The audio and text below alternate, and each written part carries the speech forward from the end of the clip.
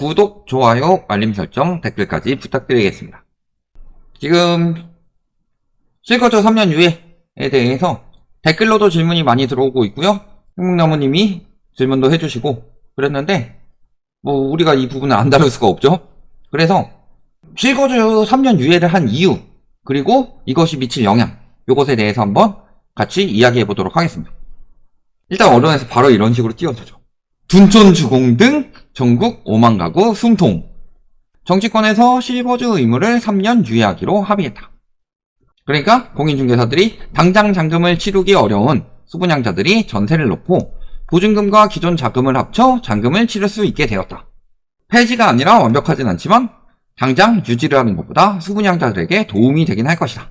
3년 뒤 논란의 소지가 있다지만 현 상황에서는 입주 예정자들이 잔금을 치를 수 있는 여유 상황을 벌어놓았다. 최악을 피했다. 이런 식으로 이야기를 하고 있습니다. 왜? 당연히 공인중개사들은 저 정책에 대해서 굉장히 찬양할 수밖에 없어요.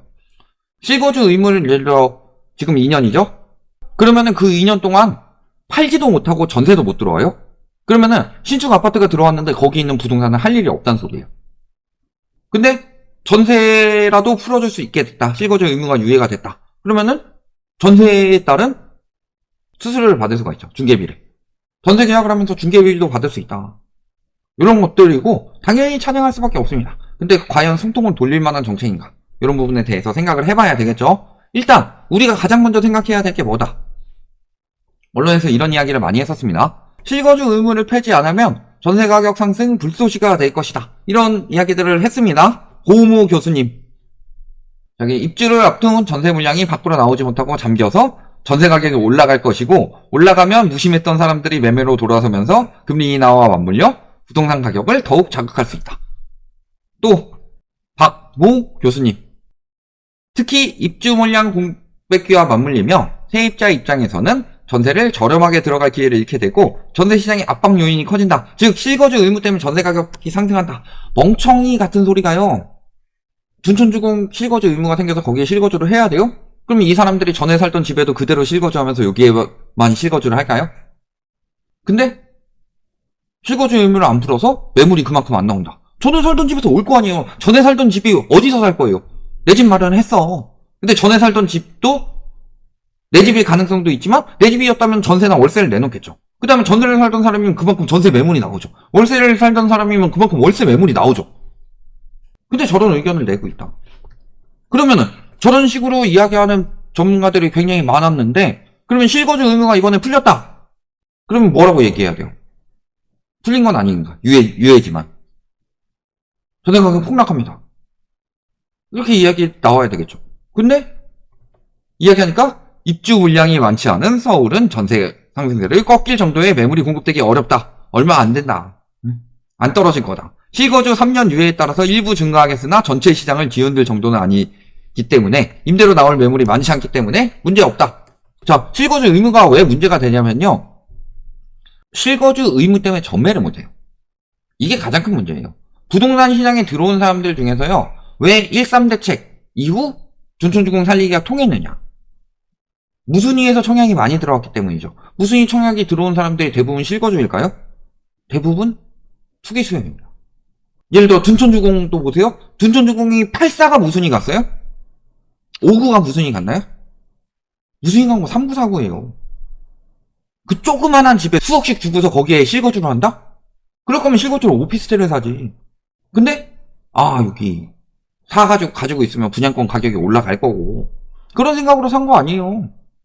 그런 사람들이 뒤늦게 무순위로 들어가가지고 청약 물량을 털어준 거고, 그러니까 실수요들도 마음이 급해져가지고 급하게 막 분양 받아가지고 그 뒤에 분양시장이 살아난 거잖아요.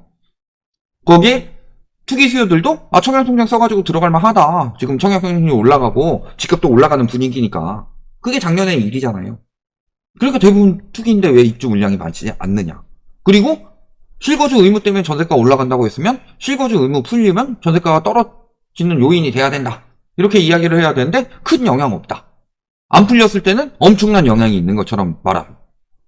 근데요, 잘 생각해보세요. 결국에는요, 실거주 의무를 풀더라도요, 첫 번째는 전매가 안 되기 때문에 3년 뒤에 혹은 보통 계약은 3년 안 하죠. 2년 하죠. 2년 뒤엔 들어가야 돼요. 2년 동안 돈 모아가지고 그 전세금만큼을 모을 수가 있느냐, 대출 껴서. 말도 안 되죠. 사람들이 여기서 지금 실거주 의무가 유예돼가지고 긍정적인 소식이라고 하는 이유는요, 한 가지예요.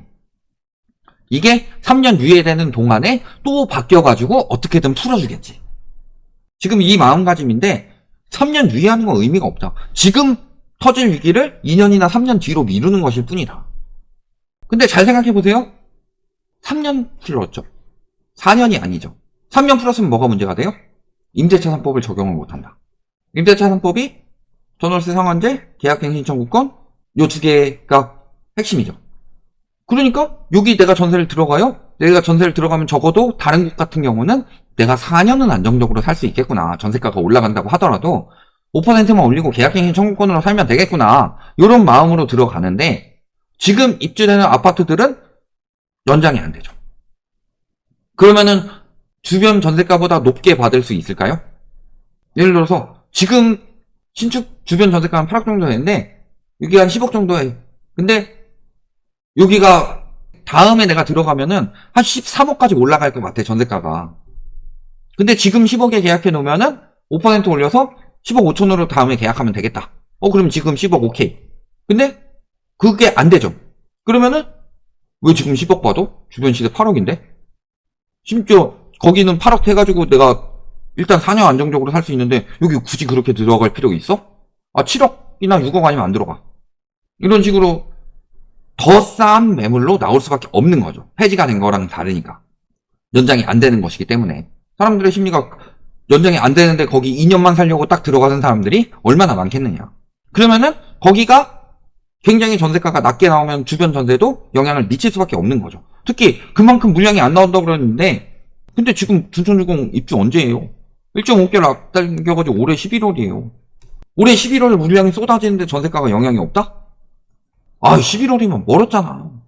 11월이면 멀었어요? 아니, 몇 년 뒤에 있는 공급 부족 걱정을 하면서 올해 11월에 있는 물량은 공급 과잉이라고 이야기를 안 해요. 쓰레기같이.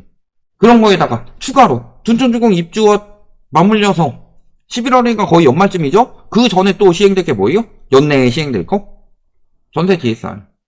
연내 DSR 규제 대상으로 포함할 예정이다. 서두르진 않겠지만 연내 포함한다는 소리예요. 지금 현재는 유주택자의 전세대출 이자분에 대한 DSR이 들어가지만 그 다음에 들어갈 것은 무주택자들의 전세대출 이자분에 대한 DSR이 들어갈 거고 그 다음에 들어갈 것이 전세대출에 대한 DSR이 들어갈 거예요. 그런 거고 이번 실거주 3년 유예는요. 무슨 의미냐면요. 지금 그래서 전세가에 영향을 크게 줄 수밖에 없는 거예요. 대신에 청약시장 조금 더 살려보고 하는 거겠지만 이번 3년 유예는 왜 합의를 했냐면요. 이거는 분양을 받은 사람 생각을 조금 더 해서 한 유예가 아닙니다.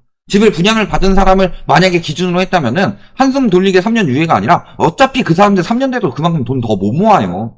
그리고 그때는 스트레스 DSR도 더 강화돼가지고 대출도 안 나와요. 스트레스 DSR이 뭐냐?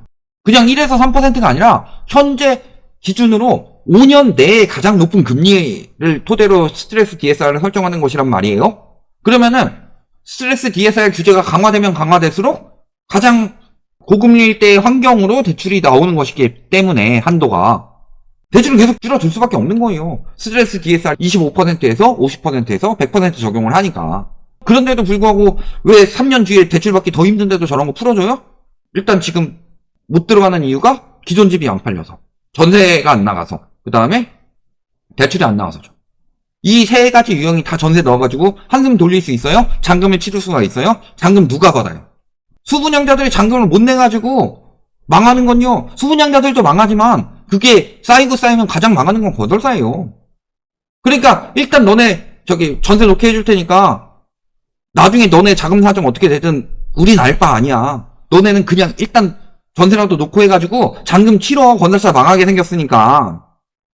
이거예요. 건설사 살리기 정책이에요, 저거. 잔금 못 치르게 생겼으니까 사람들 입주율이 점점 떨어지니까. 그러면은 나중에 실거주 의무를 수행해야 될 때 2년, 3년 뒤에 어떻게 되겠어요? 전세 들어간 사람들은 잔금 못 받을 가능성이 굉장히 높아지고 그때 저기 잔금 못 돌려줘가지고 경매 넘어가고 이런 것들 늘어나면 뭐예요? 건설사들은 이미 다 받고 빠졌는데. 이런 정책을 내고 있다니까요? 심지어 지금 여당은 둘째치고 야당도? 그러니까 둘 다 미친 짓 하고 있는 거지. 엄밀하게 따지면 여당은 원래 그렇다 치지만 야당은 지금 완전히 미친 짓 한 거죠. 그런 거고요. 지금도 계속 그런 이야기 합니다. 공급 부족으로 전세가가 올라갈 것이다. 근데 그게 아니죠. 아파트 공급 오히려 초과됐다. 그래서 지난해 11월 초 집값이 현 수준에서 30% 최고점 대비 반토막 날 수도 있다. 요 분석 내용 말씀드린 적 있죠? 이분이 이야기한 게 뭐예요? 단순하게 입주, 분양, 인허가 물량으로 평균적으로 공급이 많다, 적다 이야기를 하는데 멸실의 마이너스 효과를 포함해야 된다. 근데 2019년 이후 분양가 상한제가 도입된 이후 멸실이 사라지면서 공급 과잉이 발생했다. 그래서 6만 세대 이상 초과 공급 상태다. 그런데도 계속 전세가가 올라간다. 이런 식으로 부추기는데 현재 전세가가 지금 왜 꺾이고 있겠냐. 공급이 과잉됐기 때문에 꺾이는 거예요. 매물이 줄어도. 이런 상황인 거고 여기에 추가로 저런 것들이 막 쏟아져 나오는데 전세를 그냥 내주는 게 아니라 갱신 청구권이 적용이 안 되고 전월세 상한제가 적용이 안 돼서 2년만 딱 살 수 있는 그런 한도적인 전세라면요. 다른 전세보다 싸게 나올 수밖에 없어요. 그 싸게 나온 전세로 과연 잔금을 맞출 수 있겠느냐. 이게 첫 번째 의문. 그 다음에 두 번째로는요. 그 싸게 나온 전세들이 쏟아져 나오게 되면은 주변 전세가를 내릴 수밖에 없는 상황이 되는 거다. 그냥 수요가 이동한다. 말씀드렸지만 전세 저거 안 푼다고 해서 전세 매물이 확 줄어드는 거 아니에요? 여기 매물이 없어지는 대신 여기 매물이 나오는 거예요. 근데 그런 효과는 없겠지만 그럼에도 불구하고 임대차산법이 적용이 안 되기 때문에 주변보다 더 싸게 전세를 내놓을 수밖에 없다. 안 그러면 나가질 않으니까. 급한 건 누구예요? 잔금 내야 되는 쪽이 급하지. 근데 문제는 아직 역전되죠.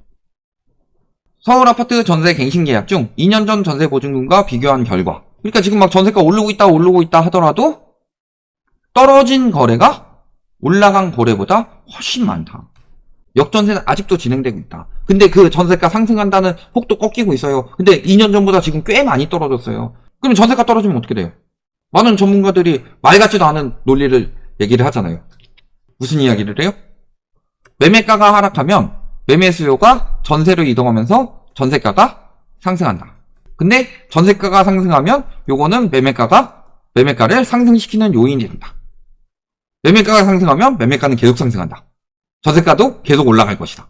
근데 매매가가 떨어지면 전세가가 올라가서 매매가가 올라간다. 이딴 이야기하고 있잖아요. 말 같지도 않은 소리지. 매매가가 떨어지면 원래 전세가 떨어지고 전세가가 떨어지면 매매가에 영향을 줄 수밖에 없어요. 첫 번째, 전세가가 떨어지면은 더 관망하게 됩니다.